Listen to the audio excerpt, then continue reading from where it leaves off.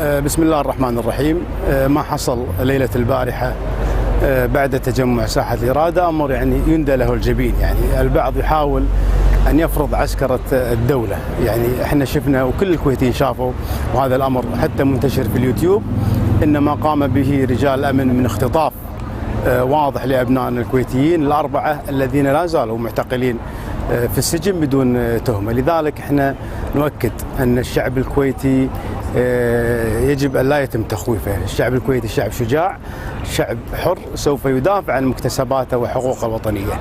أنا أتمنى نوصل رسالة للسلطة أن اللي حاولوا يوصلون الفترة السابقة أن هذا الحراك هو مقتصر على فئة معينة، ودائما كذلك من خلال إعلامهم الفاسد يطرحون أن أين أقرباء النواب، أين أبناء النواب عن هذا الحراك. أنا أعتقد باستعراض أسماء الأربعة المعتقلين هو أكبر رد على هذه الشبهات. منذر الحبيب، عبد العزيز أحمد السعدون، العريفان، والرابع مبارك درداب المطيري. هذا دليل أن جميع أبناء الكويت من مختلف الشرائح كانوا ممثلين في حراك أمس.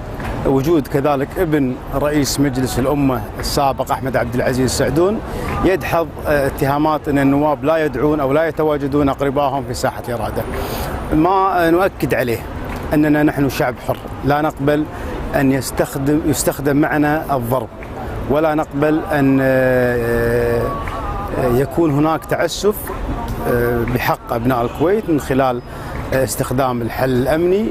وأنا أقول لحكام أو للسلطة في الكويت أن يجب أن تستفيدوا من تجارب الآخرين، يجب أن تتصالحوا مع الشعب.